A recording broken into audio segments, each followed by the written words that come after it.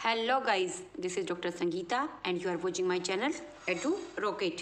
Guys, जो हमारी series चल रही है वो हैंड राइटिंग से रिलेटेड है। तो गाइस, उसी सीरीज़ में आगे बढ़ते हुए हम जो बेसिक स्ट्रोक होते हैं हिंदी हैंड राइटिंग को इम्प्रूव करने के लिए, जिसको हमें सबसे पहले सीखना चाहिए, आज हम उन्हीं स्ट्रोक के बारे में बात करेंगे कि वो कौन से स्ट्रोक्स होते हैं जिनको फॉलो करके हम अपनी हिंदी की हैंड राइटिंग को क्लीन क्लियर बना सकते हैं। क्योंकि clean and clear hand writing होना बहुत ही ज़रूरी है, क्योंकि हैंड राइटिंग जो हम लिखते हैं वो हम अपने एग्ज़ाम को लिखने में भी हम उसका यूज़ करते हैं और वो दूसरे को भी अच्छी लगे, उसको अच्छे से समझ में आए। ये बहुत ही इम्पोर्टेंट बात होती है। तो गाइज़, इसके लिए हमें अपनी हैंड राइटिंग को इम्प्रूव करना है और सबसे पहले हम देखते हैं कि हिंदी हैंड राइटिंग के वो कौन से स्ट्रोक्स होते हैं जो कि इसमें हमारी हेल्प करते हैं। तो गाइज़, इन सभी स्ट्रोक्स को ऐसे लिखते हैं। तो गाइस, जो सबसे पहले हमारा बेसिक स्ट्रोक होता है वो दोनों इंग्लिश में भी और हिंदी में भी, दोनों में सेम चलता है। फर्स्ट स्ट्रोक है गाइस जो उसमें, वो है ऐसे स्टैंडिंग लाइंस। इसी तरह से आप बहुत सारी as much as possible standing line बना सकते हो। और गाइस, अगर आपका बच्चा छोटा है तो आप खुद उसको आराम से हाथ टिकाकर ऐसे उसको बना के दे सकते हो और बच्चे को कहना कि इसके ऊपर इसको फॉलो करे और इस तरह से बच्चा आप उसको बोलना कि 10 टाइम्स लिखे, ऐसे काउंट करके 1 2, नीचे से ऊपर क्यों नहीं, ऊपर से नीचे क्यों हो रहा है, ऊपर से चले और नीचे तक। ऐसे आप इसके ऊपर लिख भी सकते हो, 5 टाइम्स लिखना है, 4 टाइम्स लिखना है। तो इस तरह से आपके बच्चे की जो होल्डिंग है पेन की वो बहुत अच्छी हो जाएगी और उसका अपनी फिंगर्स पे कंट्रोल है वो जो इंक्रीज़ हो जाएगा, बढ़ जाएगा, और जिससे कि आपके बच्चे की जो हैंड राइटिंग है उसको इम्प्रूवमेंट के लिए ये बहुत अच्छे बेस का काम करता है। गाइस, डेली आपको चाहे आपकी राइटिंग की जो सुधारने की जो प्रैक्टिस के डेज में जो भी आप काम करोगे उसको आपने ये हमेशा ही इसको प्रैक्टिस में लाना है कि आप स्टैंडिंग लाइन एक बार कुछ भी लिखने से पहले एक बार जरूर बना लो। तो जो सेकंड पैटर्न है गाइस हमारा चलता है स्लीपिंग लाइन्स, या हिंदी में जिसको शिरोरेखा बोलते हैं, जो हम ऊपर शब्दों के ऊपर लगाते हैं। हिंदी में ऐसा कंपल्शन होता है और इसके बिना हमारी जो हिंदी की हैंड राइटिंग है अच्छी नहीं लगती। गाइस, अगर आपका बहुत छोटा बच्चा है तो आप उसको ऐसे डॉट लगा के भी दे सकते हो कि इस डॉट को इस डॉट से आपने ऐसे मिला देना है। और गाइस, अगर आपका बच्चा और भी छोटा है तो आप उसको इस तरह से ऐसे डॉट बना के दे सकते हो। अगर वो पेंसिल से लिखता है तो आप पेन से बोलना कि ऐसे आप डॉट बना के उसको इन डॉट्स को आपने मैचिंग करना है। तो इसी पैटर्न को आपने फॉलो करना है। और इस स्लीपिंग लाइन का क्या होता है कि जब बच्चे लिखते हैं, शब्दों को लिखने लगते हैं, तो उनकी जो शिरोरेखा वाला जो वो या तो वो ऊपर चढ़ जाएगा या तो नीचे चला जाएगा। तो गाइस, इससे बचने के लिए हमें ये जो स्लीपिंग लाइन होती है उसको भी सीधा लिखने की प्रैक्टिस करनी पड़ेगी। तो जो नेक्स्ट स्ट्रोक होता है गाइस वो हमारा ऐसे होता है, ऐसे थोड़ा सा हमने इसको स्लांट करना है, थोड़ा सा इसको टेढ़ा करना है।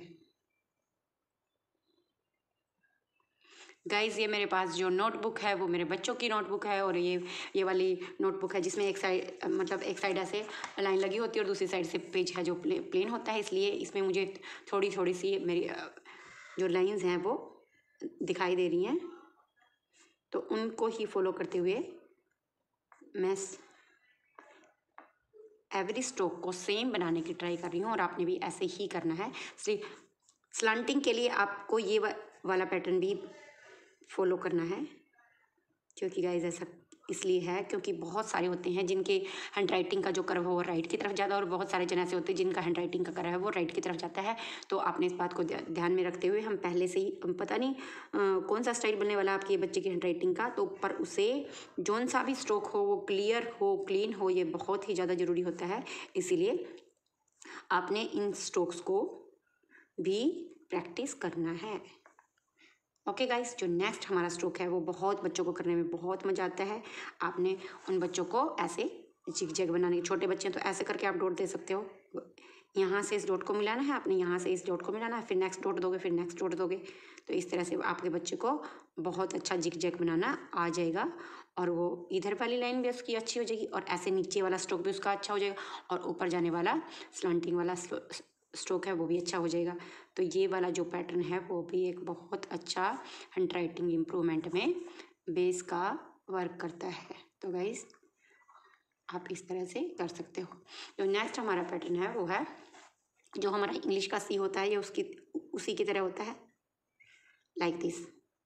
गाइस अगर आपका बहुत छोटा बच्चा है तो आप उसको नोटबुक पे ऐसे बड़ा बड़ा सी बना के भी दे सकते हो, डॉट लगा के भी दे सकते हो, क्योंकि उसको पता नहीं है अभी कि सी कैसे बनता है।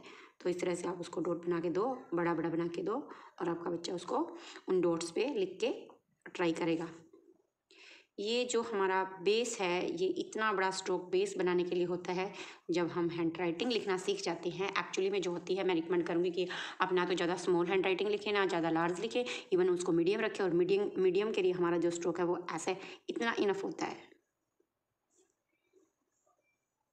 तो पहले तो आप उन्हें अपना जो बेसिक पैटर्न है वो सिखा दें, और फिर एक्चुअली जो हैंड राइटिंग का उसका स्ट्रोक बनने वाला है उसी के साइज़ का उसको बनाने के लिए प्रैक्टिस करवाएं। क्योंकि जो हमारी हिंदी की हैंड राइटिंग होती है उसमें जो कर्व है, जो वर्णों का जो घुमाव है, गोलाई है, वो बहुत ज़्यादा मेन रोल इम्पोर्टेंट प्ले करती है।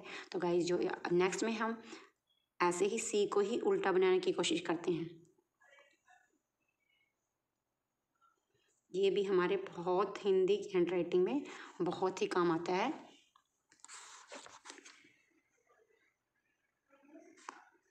तो इस तरह का पैटर्न हम फॉलो करेंगे। और गाइस ऐसे ही जिस तरह से हमने ऊपर वाले को बनाना सीखा था, ऐसे इसको स्मॉल में भी हम बनाएंगे। गाइस अगर आप ध्यान से देखोगे, जब आप हिंदी के वर्णों को, शब्दों को लिखोगे, तो यही वाले पैटर्न का यूज़ हमारी हिंदी की हैंड राइटिंग में होगा। और जब आपका पैटर्न ही ठीक हो जाएगा तो फिर आपको हिंदी की हैंड राइटिंग सुधारने के लिए इतनी मशक्क़त करने की ज़रूरत नहीं पड़ेगी, और आपकी हैंड राइटिंग है बहुत ही जल्दी सुधर जाएगी। नेक्स्ट गाइज जो हमारा पैटर्न है वो कैसे होता है गाइज, वो हमारा कोई ज़्यादा मुश्किल वाला पैटर्न तो ये भी नहीं है और ये भी नहीं है। उसमें हम लिखते हैं यू।